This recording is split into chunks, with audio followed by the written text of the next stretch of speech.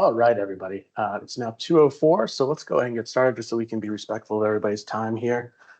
So first of all, I just want to thank everybody for taking time out of their busy days to join us to talk about this really important resource that the city of Charlotte has to support the affordable housing mission of the city. So today you're here to join us for a high-level overview of the Housing Trust Fund. And so we will spend the bulk of today's time talking about that, and we'll end with a Q&A at the end. If you have any questions along the way, or if you're having any technical issues, please put those questions or concerns into the chat. We have 3 other staff members here from the city of Charlotte who will be monitoring that and who can assist if needed along the way. Before we get started, though, I do want to take a second to acknowledge any elected officials who are in attendance. We had a number of council members who RSVP'd to attend, and so I would like to thank them for their presence today in support of this important initiative. And so, as all of you likely know by now, this is part of an ongoing Faith in Housing engagement series that the city's Housing and Neighborhood Services Department is offering in terms of better understanding the resources that we have here internally at the city and understanding how members of the faith community can get involved and what role that they can play.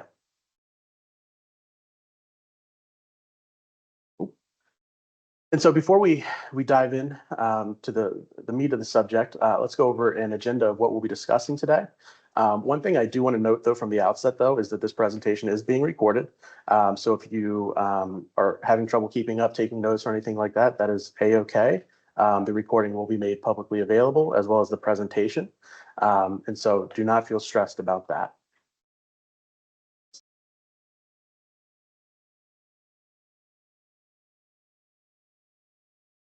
Okay, so on the agenda today, we'll start out with level setting, understanding kind of the basics and the background here of why we have a housing trust fund, and as well as the overall affordable housing crisis that we have here locally, which is not just a local problem, but a regional, national problem as well. And then we'll talk a little bit about the math problem that is affordable housing development. From there, we'll go into the Housing Trust Fund in general, the history and basics of what it is, and then also what it's not, right? So specifically about what it's not, because there's quite a few misconceptions about what the Housing Trust Fund is and what it is not. So we'll go over those as well. And then we'll take some time to walk through the mechanics of the Housing Trust Fund, specifically how it works, what the schedule looks like, as well as any requirements that go into that. Okay? And then we'll wrap up with how faith-based organizations can get involved and talk through some of our future sessions before then transitioning into the Q&A portion of today's event.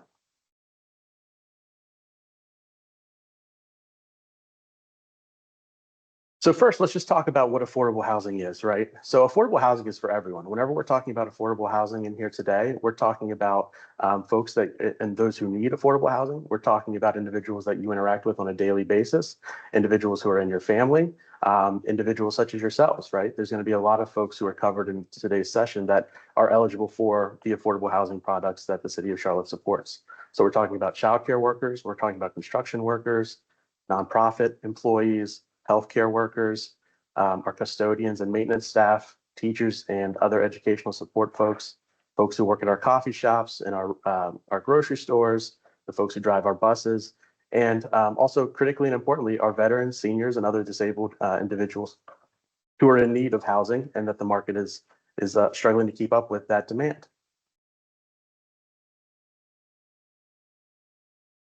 So ultimately, what do we mean when we say affordable housing, right? We just talked about how affordable housing is a need across the spectrum, but what do we mean whenever we're talking about affordable housing, right? Quote unquote.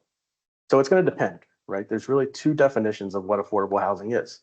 There's the technical definition, right? Which is housing that is affordable if it costs no more than 30% of your income. So again, that could apply to anyone, right? Anyone who is spending more than 30% of their income on housing is what we would consider housing burdened. And so there's a need for affordable housing across the income spectrum. But then there's also the common understanding, right? And that's what we're primarily going to be talking about here today. And that is housing that is priced to be affordable to households earning up to 80% of the area median income, right? I think this is really important to understand whenever we're talking about affordable housing here today of what we're talking about, we're using this common understanding. So it's housing that is priced to be affordable to households earning up to 80% of the area median income. And so you might be asking yourself, well, what's the area median income, right? What is that? So whenever you're thinking about the area median income, what I would encourage you to do is to think about if you lined up every household in the city of Charlotte in order from the least to most income, the area median income is going to be that household in the middle, right? So that is the area median income, right? The very middle of the income spectrum across the city of Charlotte. So why is this metric important? Well, we talked about that a little bit briefly on the previous slide, but it's important because it determines eligibility for affordable housing, and it also establishes what is considered an affordable rent or price if you're looking at a home to buy, right? So the AMI determines eligibility, and it also sets the rents and prices that individuals can expect to pay, right? So why do we have a housing trust fund? And one thing I do want to point out as we move through this, you're going to see some images throughout the presentation, right? Such as the Varick 1/7 here. All of these images are going to be photos depicting a housing trust fund supported development that includes a faith-based component. So in some, there's a faith-based component in terms of it's either built on land that is owned by a faith-based institution, or the faith-based institution is providing some level of wraparound support services or financial support. And we'll kind of walk through towards the end about all the various ways that folks can get involved. And these projects that you'll see throughout the presentation represent that level of involvement, okay? So we have a housing trust fund because we have an affordable housing crisis. And so you're going to see on this slide, there's this pretty, there's this chart here. And what you really need to take away from here is that ultimately what's happening is that housing costs are rising at a much faster rate than incomes are here locally. Again, it's not just a local issue, it's a regional issue and a national issue. And so with that, right, we're seeing here that the minimum wage in the city of Charlotte and North Carolina in general has maintained the status quo for the past decade plus, right? However, we can see that housing costs are rising pretty significantly. And so that creates a real gap in terms of affordable housing options for folks at the lowest end of our income spectrum, as well as all the way up to that middle point, right? Even folks making 100% of the area median income, they're quickly seeing that there's a supply issue. And to that point, you're going to see another chart here, right? And the main takeaway here is going to be that we have a limited supply, right? The supply of units that are deemed quote unquote affordable are increasingly harder to find, right? So a lot of these units that are being constructed are at the higher end of the income, are meant for folks at the higher end of the income spectrum, which is creating a real challenge for folks, right? There's not just a limited supply of housing across the spectrum, but there's an acute limitation in terms of supply at the lower income at the lower end of the income spectrum. And then compounding this problem is that as we all know, Charlotte's it's a fantastic place, right? It's a lovely city, and that's becoming increasingly clear as we've seen our population increase pretty dramatically. And so whenever you have an already limited supply of affordable housing options, but an increasing population, that's only going to make that supply issue even more strongly felt by those who are in need of affordable housing. So then the question you're probably asking is why don't developers just build more affordable housing, right? We hear that quite a bit. If it's a supply and demand issue, right? We have a really high demand for affordable housing, but a limited supply. That would seem to suggest that the obvious solution would be to build more housing. So why don't we? Well, ultimately, it's going to be a math problem, right? So affordable housing, I mean, the real takeaway here is that affordable housing is ultimately not that much cheaper to build than market rate housing, right? There are some marginal differences that you can make, right, in terms of like kind of at the fringes of the development budget, but overall, it's still going to cost X amount of dollars to construct housing, whether it's set aside for families at the lower income of the spectrum, of the housing spectrum, or at the higher end of the area median income spectrum. So even for these nonprofit and other mission-oriented housing developers, the income produced by affordable housing is ultimately not enough to support the cost to build and maintain it, right? So I'll say that again. So even for nonprofit and other mission-oriented housing developers, right? So folks who are specifically in this industry to build affordable housing to meet this social need, the income that's produced by those affordable housing units is ultimately not enough to support the cost to build and maintain it without some level of financial support. So then we have to start looking at, well, how do developers ultimately pay for affordable housing, right? And so we can start this by just asking in general, well, how do you pay to build housing, right? And kind of the mechanism here is the capital stack, right? And so the capital stack for traditional market rate developers are using a combination of debt and equity. Okay? And that constitutes the capital stack, which is then used to pay for the housing development itself. So equity is an ownership stake. It's the portion that's owned outright. It can come from the developer's own investment or from outside investors, right? There are private equity investors. There are more mission-driven equity investors that provide or require below market returns on their investment. That makes that math a little bit more flexible. But ultimately, it's the portion that is the ownership stake of the development itself. And then we have debt. So debt is the money that is borrowed, typically from a bank or another large financial institution, and it needs to be paid back over time, typically with interest. And as you may know, interest rates are quite high right now. So that's creating an even greater strain on the housing production, not just locally, but regionally and nationally. And then the real takeaway here is, though, that the amount of debt you can attract is ultimately dependent on the projected value of your project. And the value of your project is going to be dependent on the rents that are being produced, right? So the income that's coming in from the project is going to determine how much debt you can attract. And so if you are making less money because you are charging lower rents, you're going to attract less debt ultimately, right? And so that is where we start to see some issues. And so we're looking here at a comparison, right? So which development is likely to get a larger loan, right? A 100-unit apartment building with $2,000 rents, or a 100-unit apartment building with $1,000 rents, right? So you have on the example A over here, which is more typical of a market rate development, and then over here you have the affordable development, right? And so ultimately the market rate development is going to have a larger debt capacity than the affordable development, and therefore it's going to receive a greater level of debt. And so ultimately what that leaves us with, though, is that we have a really large gap to fill, right? And how do we fill that gap, right? So we know that we have less debt. What does the equity look like? So in order to fill the gap, we really have to start talking about the tax credit program whenever we're talking about multifamily rental development. So the LIHTC program provides equity to support the development of affordable housing. And just to give you a little background information here, the low-income housing tax credit program, which is commonly referred to as the LIHTC program, allocates federal tax credits to state housing finance agencies. And in our case, that's the North Carolina Housing Finance Agency, which then awards these credits to private developers through a competitive application process. So we have the debt that we're able to attract, right? The limited debt. And then we have the tax credit program, which provides a pretty sizable portion of equity. And that ranges anywhere from 30 to 70% of the total cost typically. But nevertheless, with rising costs, it's still not enough. And so we still have this gap.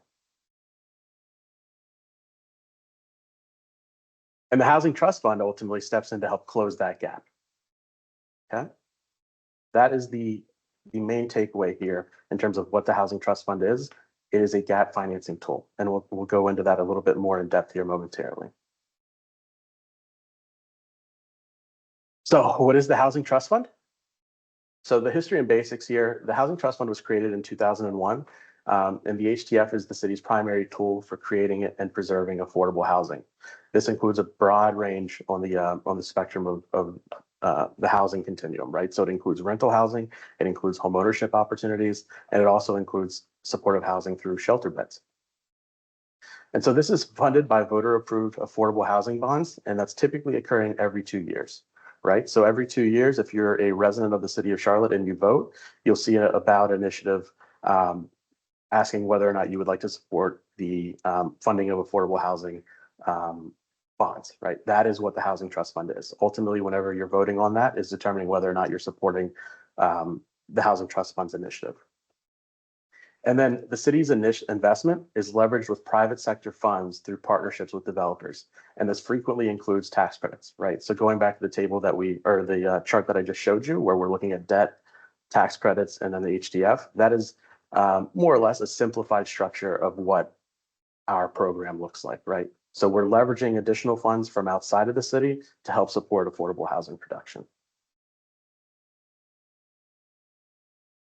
And so, as I mentioned earlier, there's some misconceptions about what the Housing Trust Fund is. And so we'll go over some of those right now of what it is not, right? So the Housing Trust Fund is not a grant, right? The Housing Trust Fund provides loans, not grants, and developers must prove economic viability and demonstrate a repayment strategy. Okay, as stewards of public funds, we have to ensure that our investments are impactful, that we are providing them to qualified borrowers, and that there is a demonstrated pathway to developing this development as well as continuing its operations. Right, so loans provide that avenue for us to have continued involvement in our project and to ensure that the ongoing operations are successful. And the Housing Trust Fund is also not a rental subsidy or voucher program. This is something that we often hear about, and there's a pretty large misconception about. But ultimately, North Carolina general statute does not allow for bond funds to be used for rental subsidies. There's a very specific list of activities that bond funded programs can support. And again, the Housing Trust Fund is a bond funded vehicle for housing production. And we'll talk about what those specific activities are coming up shortly. So the Housing Trust Fund is also not a housing locational service. This is something that we get calls about quite frequently, right? Folks who are in need of affordable housing, who are seeking guidance on where they could find that affordable housing.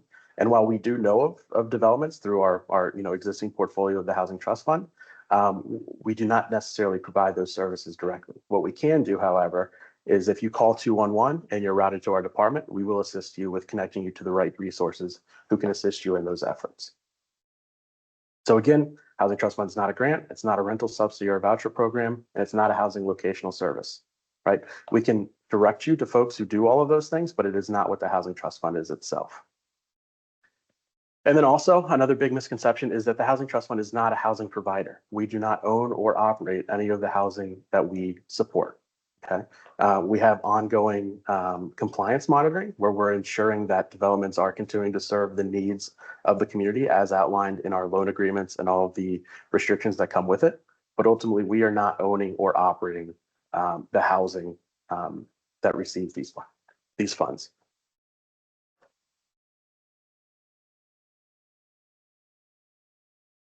So then again, what is the Housing Trust Fund? I alluded to this a little bit earlier, but the Housing Trust Fund is a gap financing tool, right? So we provide low cost capital for the following activities.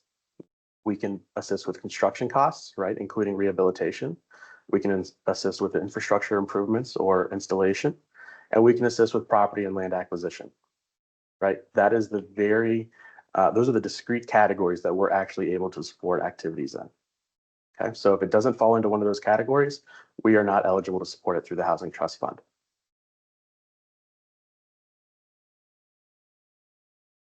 So when should a development team apply for Housing Trust Fund support? This is also a big question.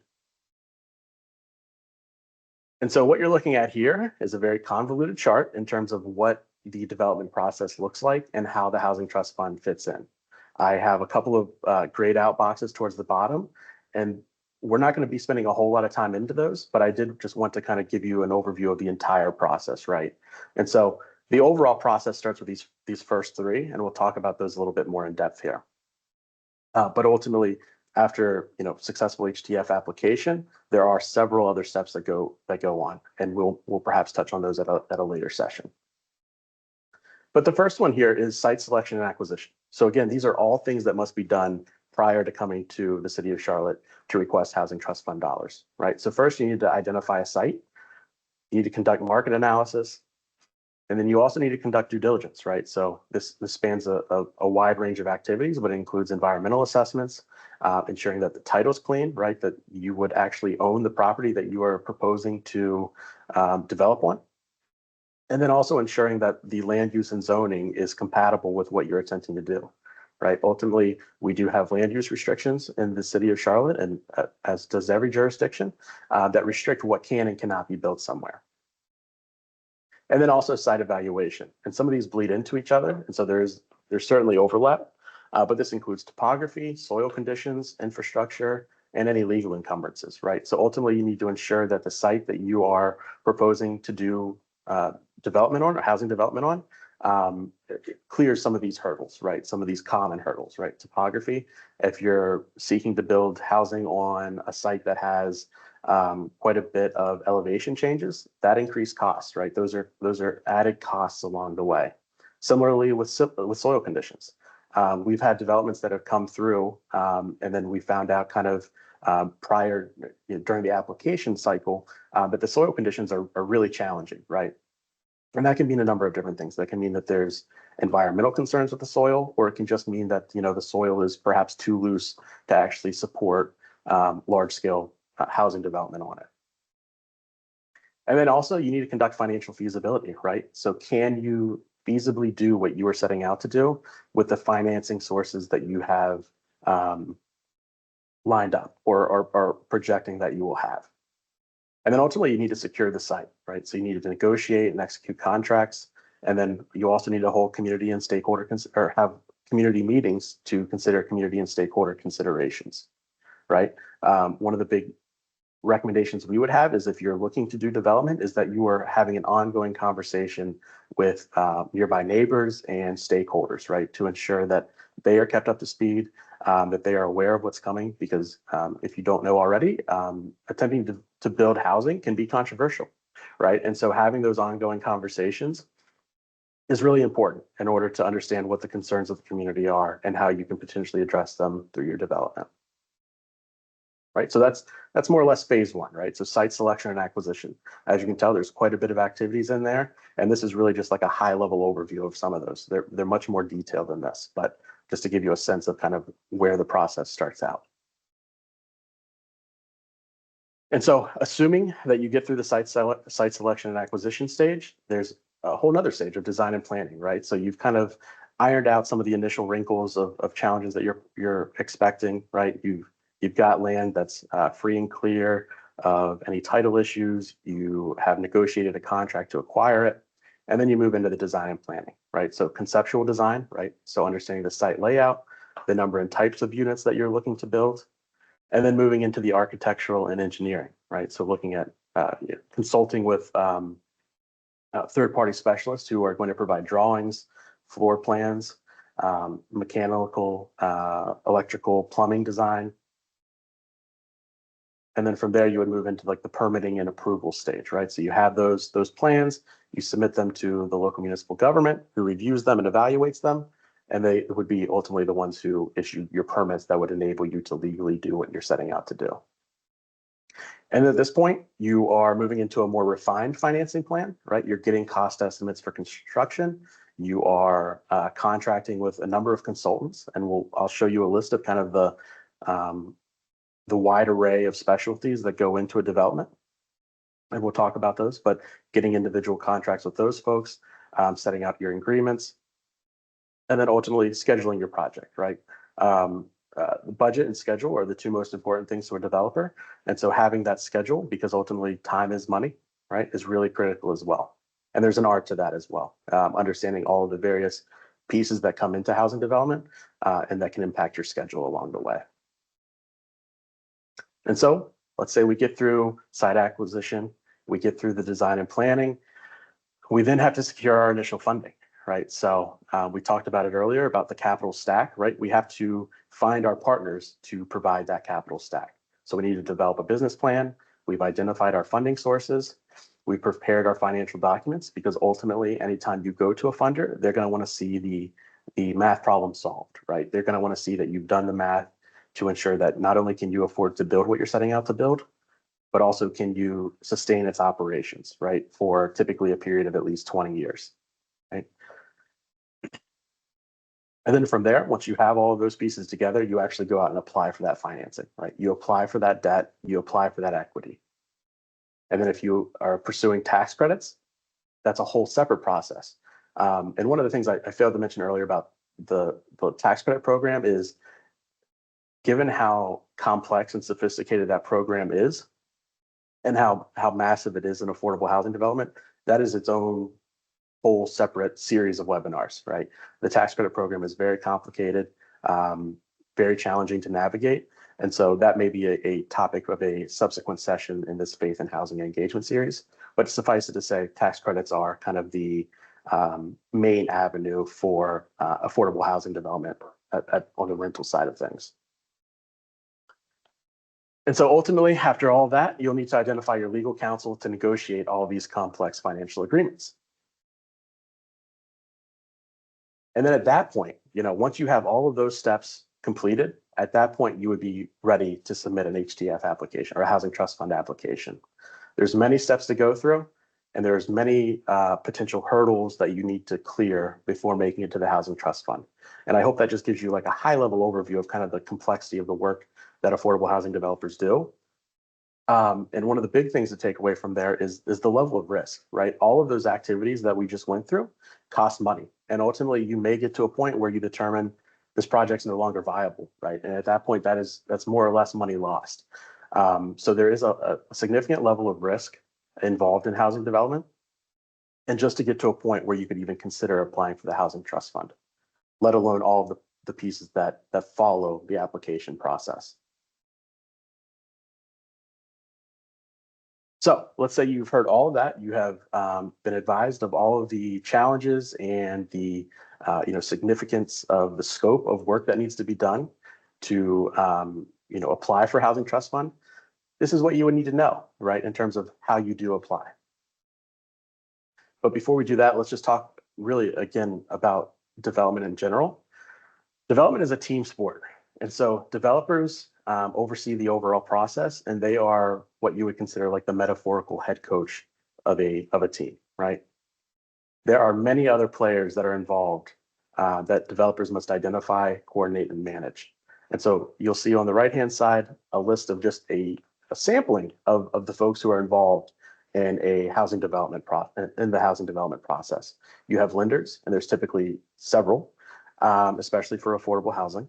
And each of those lenders usually has an attorney, including the developer themselves, right? There's attorneys for essentially all of those parties.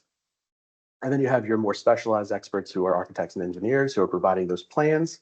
You have your environmental consultants to ensure that the site that you are looking to develop is safe and sufficient for housing development and for folks to habitate on. And then also insurance providers. I'm not sure if anyone's been tracking the insurance market, but it's a really increasingly challenging market to interact with. Insurance premiums are rising quite substantially, and that's really across the housing spectrum, but especially so at the affordable housing level of development. And then also you have some of your other specialists as well, your market analysts, your appraisers, your surveyors, your general contractor, right? The folks who are actually going to build the product that you're proposing to build. And then also public officials and property management companies. So again, a wide array of individuals involved, and developers are really the metaphorical head coach in this situation. Yeah. So the housing trust fund application process, though, the first thing to understand about it is that it's cyclical. We don't have an open call for proposals. We have a cycle that we run on. It's typically twice a year. There's usually one in the spring and there's one in the winter, right? And so what that process looks like is that ultimately the city will issue an RFP. And as you can see on the right-hand side, this is a table of our most recent RFP issuance. An RFP just means request for proposal. And so you'll see there that we post our RFP last year, November 16th. And then from there, developers are asked to apply, at which time they do. And as you can see here, applications were due about 2 months after the initial RFP.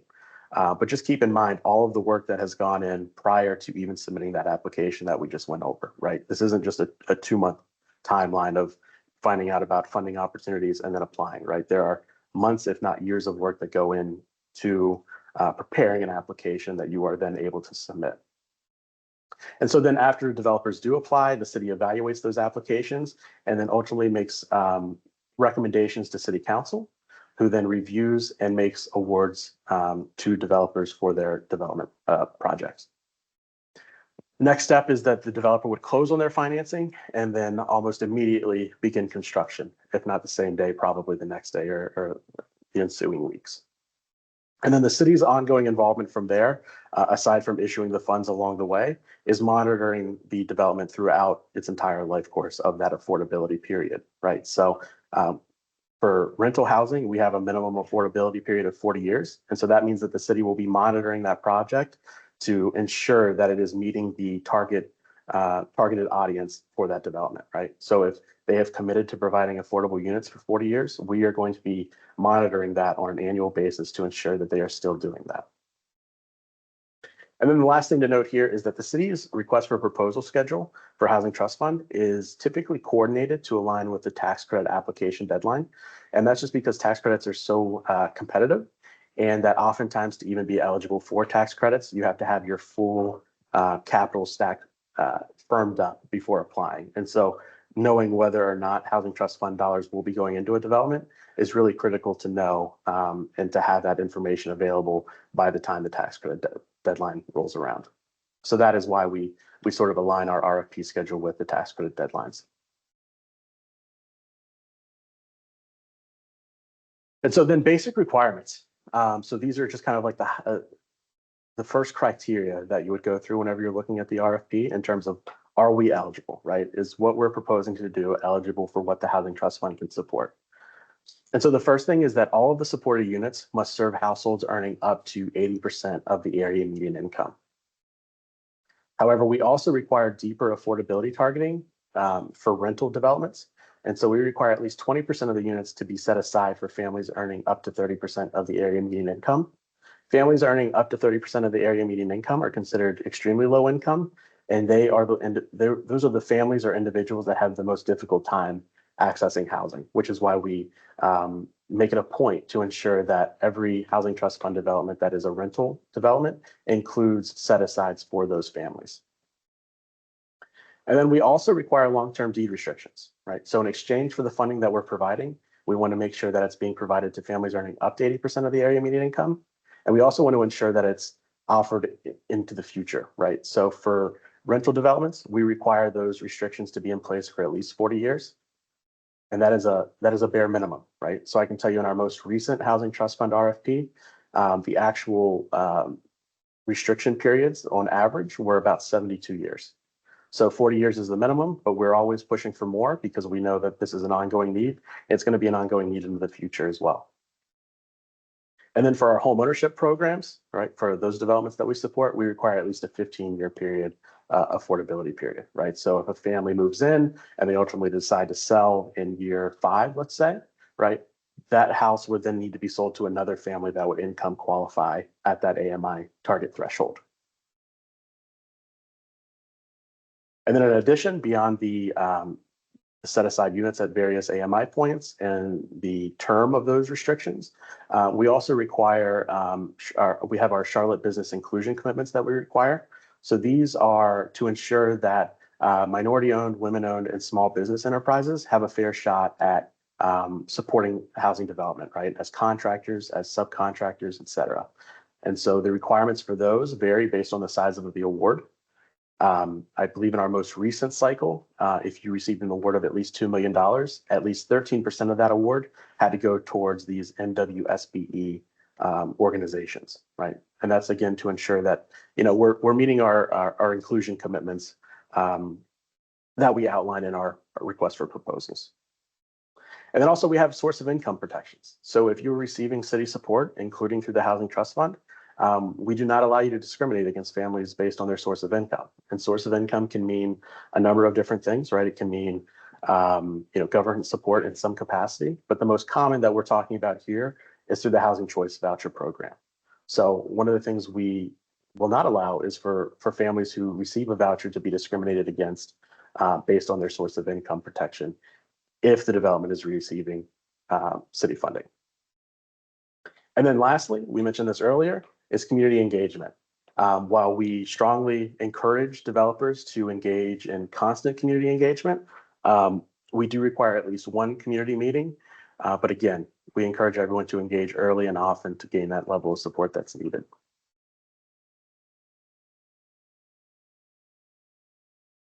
And so those are just kind of the basic basic application requirements. There's some others as well, but those are really at a high level what the most critical are. And then as far as what the application itself looks like, it's these components, right? So there's a proposal narrative and overview where you're just generally describing in narrative form what you were seeking to do. And then we also require references, right? So one of the key things here is that, given that these funds are limited, right, and that we are, it requires a level of scrutiny and responsibility. And so as part of that, we required the developers have references that can speak to their ability to carry out what they're proposing, right? So ultimately what we don't want to do is make an award to a developer who is unable to execute within a timely manner. So again, these references are able to speak to that. And they span a broad range of stakeholders, right? So we're talking about other state housing finance agencies. We're talking about other municipal governments that developers may have worked with, general contractors, so on and so forth. And then ultimately, we're going to require financial statements regarding the development team, right? So ensuring that the development team that is the lead sponsor of an application is financially secure. That we're not going to be in a situation where in 2 years that organization has gone belly up and is bankrupt, and then we have an issue on our hands with, well, what do we do with our funding, right? Ultimately, we need to claw it back, and so we like to avoid that. And in doing so, we require financial statements that prove the solvency of the development team. And then we'll also ask for basic organizational information, right? Are you a 501c3? Are you eligible, or are you certified by the state of North Carolina for that? We would need to see that paperwork, as well as the overall ownership structure, right? So what does the ownership structure look like? Who's involved? And we analyze that information as well, right? Pretty thoroughly. And then we'll also require an appraisal, right? We need to make sure that what you're proposing to do is going to appraise for what can be supported by debt and equity, right? So that's a critical piece as well. And then beyond that, we're also going to require development financials. And we talked about these earlier. Anytime you go to a bank or a lending institution, they're going to want to see these things, right? They're going to want to see sources and uses, which is basically the development budget, right? What funds you're using and how you're using those funds. That's sources and uses. And then a pro forma. And a pro forma is really just an ongoing operational budget, right? Typically for 20 years. And that's what we require here in-house as well, right? To ensure that you are able to cover your debt payments over the course of 20 years so that we don't get into a situation where in 12 years, you're no longer, you don't have the operating revenue to support the debt or other operating expenses that you may have. And then critically, we're going to require evidence of site control, right? It's really critical that if you're proposing to build housing somewhere, that you actually are controlling the site that you're seeking to do that at. And then we work with our planning department here at the City of Charlotte, where you will have a coordinated submission where you'll submit your housing trust fund application, as well as your site plan and other planning documents to that department, and we'll review those concurrently. And then lastly, your community engagement plan. Again, we encourage early and often, but we do require that at least you have at least one community meeting.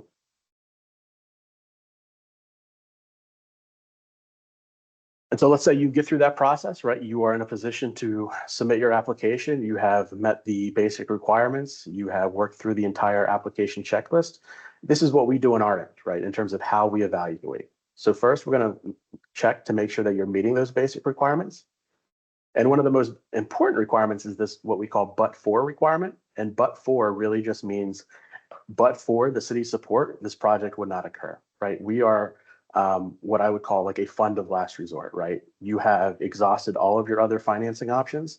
And at that point, then it would become prudent to apply to the city, right? So we have that but for requirement to ensure that we're really meeting a critical need that's a demonstrable need, right? You have exhausted all your other options. And then also critically, that you're supporting the city's affordable housing policies and goals. All of those requirements or all of those goals and policies are outlined in the RFP. And so I would encourage you to take a look at that. We can send out that link as well. And then financial feasibility. So after you've submitted all the financing plan, our team will take a look at those documents and ensure that you're meeting sort of our underwriting standards. And we'll talk a little bit about those underwriting standards, but it's a little bit more of an advanced subject than today. And then again, we'll also look at the developer's capability and experience. We'll review those references. We'll review that portfolio of developments that they have conducted, what their development pipeline looks like, to ensure that the folks who are applying for the funds are going to be responsible stewards for them, and then can also effectively execute on what they're setting out to do. And then a really critical component is the site location, right? If you live in the city of Charlotte, I'm sure you are aware that it's a little bit more difficult to develop housing in certain parts of the city than it is others, right? And that's for a number of historical reasons. But we have targeted areas in our city where we are seeking to encourage and support affordable housing development. Those are in our corridors of opportunity. Those are in Council District 6 and 7. Those are along the blue line, right? We're always seeking to support targeted investments in those areas to ensure that families at the lower end of the income spectrum are able to access all of those that wealth of resources and amenities. And then also timeliness, right? One of the really important things, as I mentioned earlier, is that there's budget and there's schedule, right? We look at the budget from a financial standpoint, but we also look at the schedule as well to ensure that you are meeting the needs of our community as quickly as possible, right? And a responsible time frame as well. And then lastly is the number of affordable housing units and the targeting of incomes, right? We talk about the basic requirements, but again, those are really just basic requirements. We'd always like to see folks going above and beyond to meet even more of those families who are at greater need. So we look at all of those things collectively. And there's some other pieces that go into the evaluation as well, but these are really, from a high level, the most important whenever we're taking a look at the various applications that we receive. So let's say you get through the application process, you've been successful, you have been awarded Housing Trust Fund dollars. What does that look like, right? What does that Housing Trust Fund loan look like? We've talked about earlier that it's not a grant, it is a loan. So what does that look like? So we offer soft financing. So we provide below market interest rates, typically between 1% to 2%, although it does vary. Sometimes it's below that, and sometimes it's above that.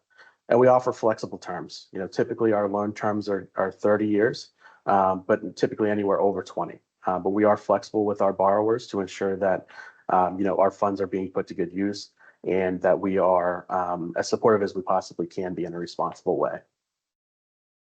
And then we also require a debt coverage ratio of 1.15. So what does that mean? So basically it means if your annual expenses to keep that development operating, right, to keep the lights on, to pay for the maintenance, to replace, washers and dryers that have gone out or what have you. If, those annual expenses are about $1 million in round numbers, then your income must be at least $1.15 million, right? And that's just to ensure that there is a cushion, right, in case something goes wrong, that at the end of the day, if something does go wrong, you'll still have a little bit of a buffer there to pay your debts, to pay your bills, and that we don't get into a situation, where the development's going bankrupt or is at risk of being sold. And then lastly, our debt service is typically cash flow contingent. Again, that's to provide an additional layer of buffer for developers, right? Ultimately, at the end of the day, our main interest is to provide a very critical need of affordable housing to families. And so there are times where we are flexible on our debt service payments, where we can defer those until the developer has made up any cost that may have arisen in the past year or so. So again, it's soft financing. We do have a pretty hard debt coverage ratio though, but we are flexible, right? Flexibility is the name of the game with the Housing Trust Fund. And so important notes as we kind of like round the corner here and get close to wrapping up. So the Housing Trust Fund is a critical, but ultimately it's a small part of the development process and capital stack. I can't say enough about how important the Housing Trust Fund is. But again, as you saw in that development process, ultimately it is a very small piece and small step in the overall process. We're also the last piece of capital that's needed, right? You have needed to exhaust all of your other financing options before coming to the city of Charlotte and requesting Housing Trust Fund support, right? You have to have that debt and equity, those primary sources of debt and equity before coming to the city of Charlotte. We are not a primary debt vehicle, right? We do not provide the largest loan in our deals. We are a smaller gap fund financing piece that closes that gap that we mentioned earlier. So in other words, there are going to be many other questions and challenges that developers must answer before seeking the Housing Trust Fund support. And the questions below are really just a small sample size of all of the questions that must be considered, right? So do you have the experience and capacity to navigate this complex process? Do you have other hard financial commitments to cover at least 80 to 90% of the total costs, right? Again, the Housing Trust Fund is usually a small piece, and it's typically a small piece at around 20 to 10 or 10 to 20% of the total costs. And then is your proposal possible given, the various laws that regulate housing development, right? Are you meeting the zoning requirements and those other land constraints, right? So again, just a small sample of questions that have to be answered before applying to the Housing Trust Fund. And so you might be asking yourself, okay, that's a lot, right? We are a faith-based institution. Real estate development is not necessarily our specialty, but we still want to get involved, right? And there's many ways to do so, right? So there's three fundamental components of real estate development. Those are land, capital, and labor, right? If your organization is able to support any of those three, that's fantastic, right? I mean, those are the three biggest pieces of housing development in general, but especially for affordable housing. But there's also just as many other important ways that you can get involved as well, right? And these are really critical, just as critical.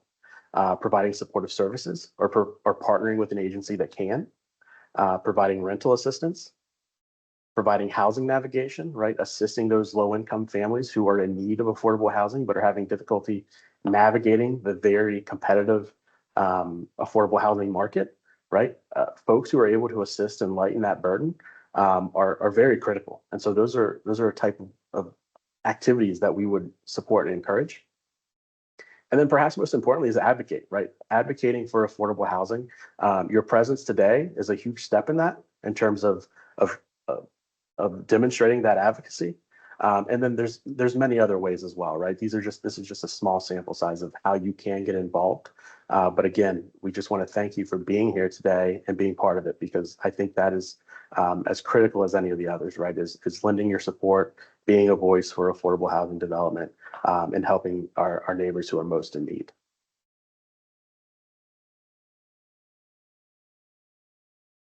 And so, that's going to wrap up today's Housing Trust Fund 101 session. We will move into a Q&A session here momentarily. But keep a lookout for future sessions. We're looking at having one scheduled here soon for land use, right? We touched on that very briefly today. And then we'll have some others in the pipeline as well coming up. But with that being said, I will stop talking and I will kick it over to my colleagues who have been monitoring the chat for any questions that may have come up.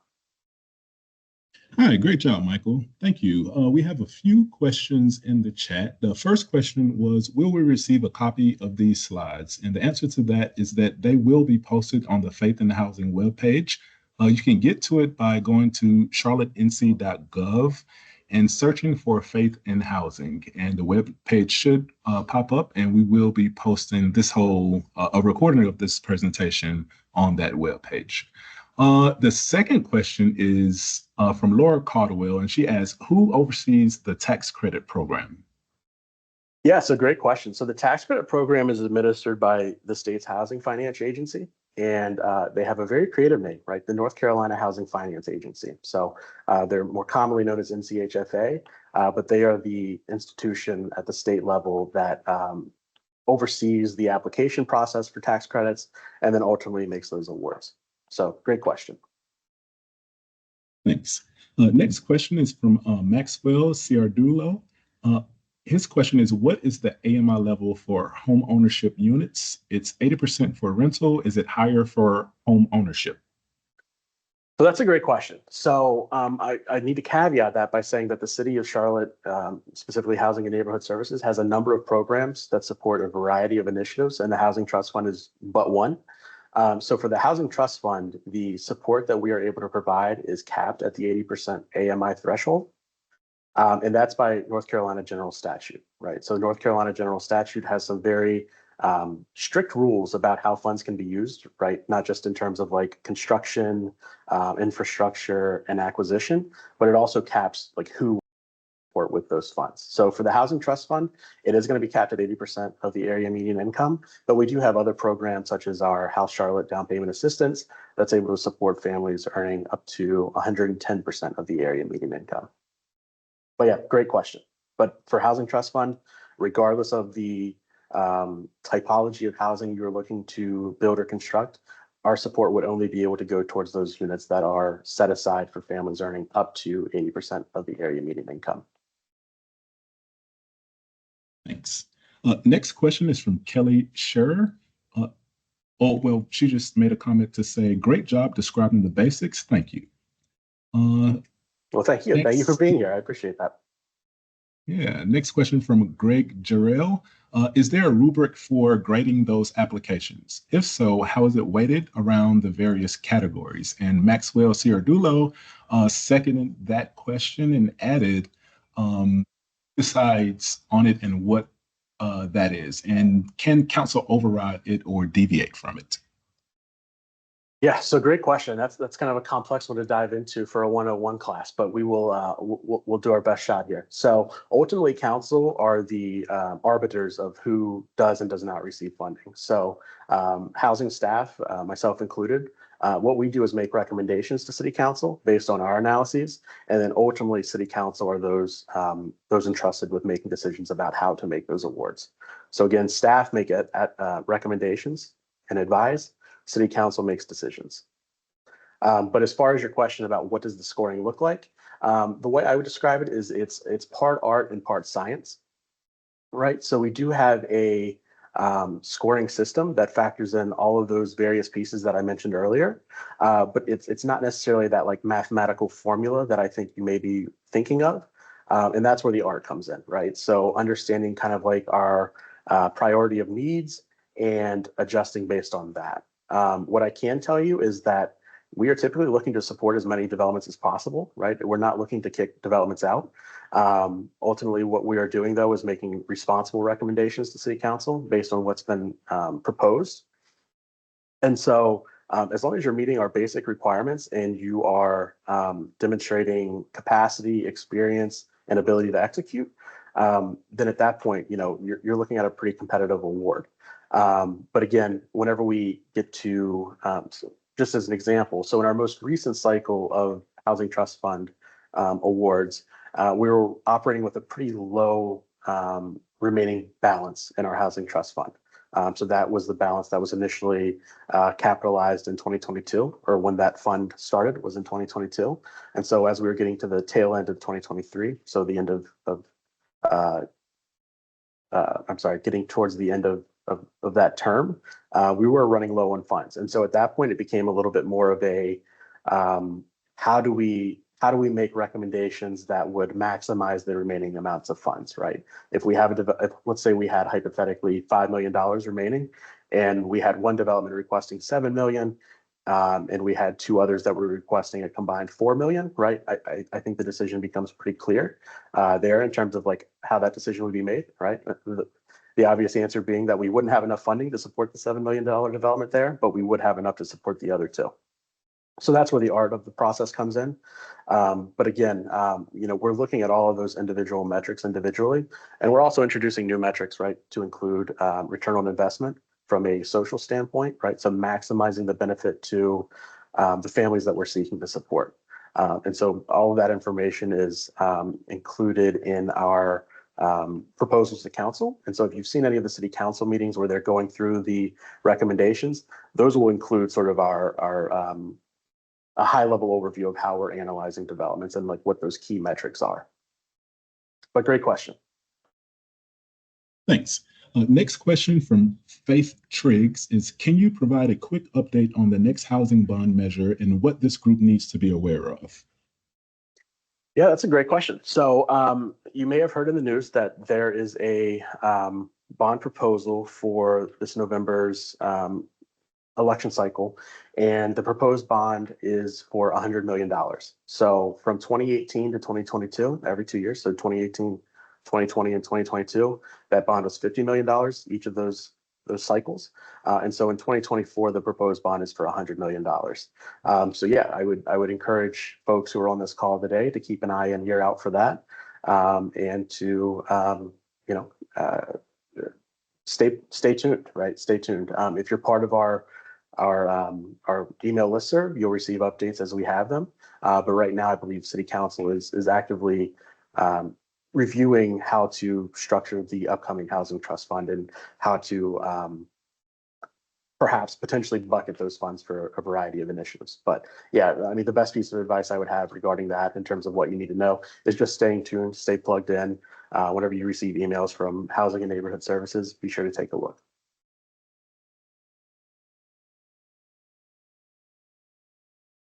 And it looks like Kenny has his hand raised. Did you have a question, Kenny?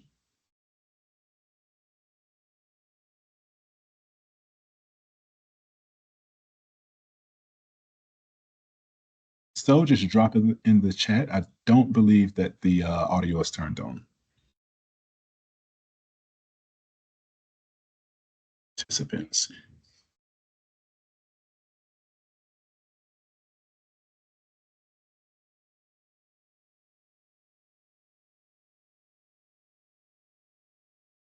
Faith Trigg said, great presentation. Thank you. Thanks, Faith. Thank you.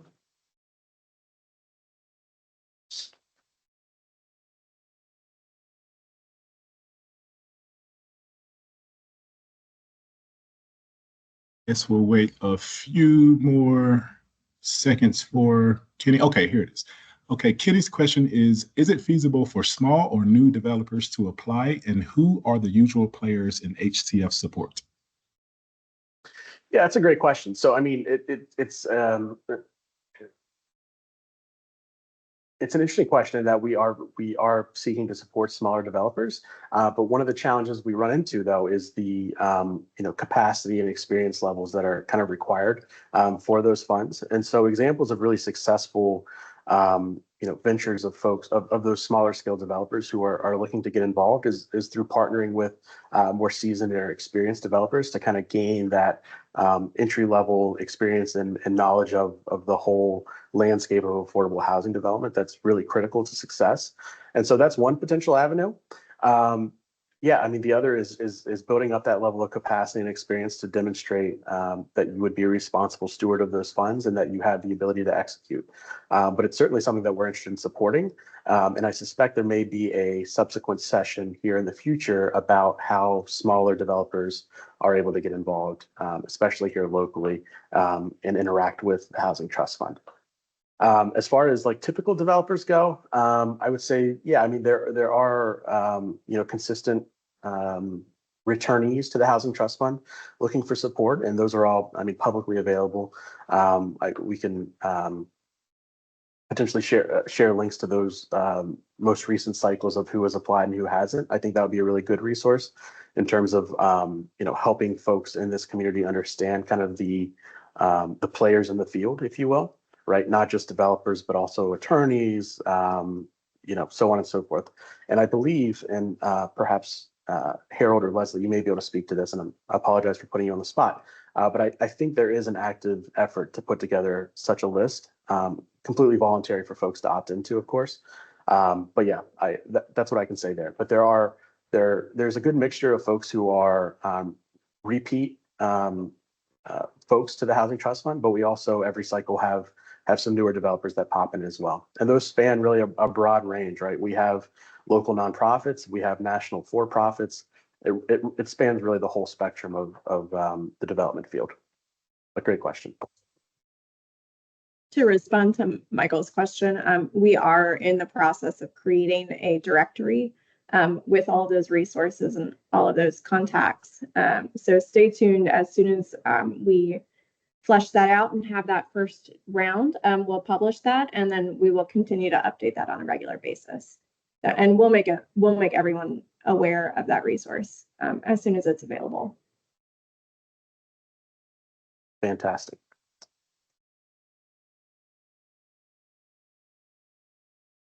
Harold, okay. Looks like, yeah, that looks like the end of the questions.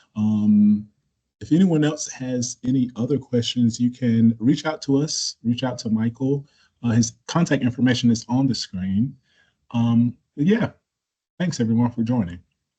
Yeah, thank you again. I greatly appreciate you all being here and supporting. So yeah, please, there's a link at the bottom of the slideshow there. I would encourage you to sign up there for any additional announcements of any city funding opportunities. So yeah, again, thank you all for being here. It's really critical that we bring in folks into this conversation about the affordable housing needs in the city of Charlotte. And your level of interest is inspiring. So thank you. There was one question that did come in, and that is from Greg Johnson. And he said, could one of the resources in that directory be an example of a successful comprehensive application? Yeah, I mean, I think that's a great idea. That's something that we should certainly consider. Yeah, and if you have any other ideas about what would be helpful moving forward, this is today was obviously kind of a one-sided conversation in terms of me doing a lot of speaking, but we would love to hear from you. So if you have any ideas or thoughts about how we can, better support you, please reach out. My email is listed there. Reach out via the Faith in Housing website as well.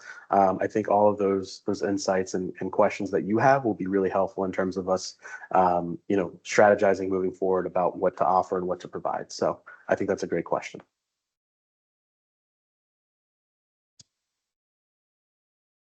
And we see Lawana Mayfield, Councilmember Lawana Mayfield in the chat. Did you have any words for us?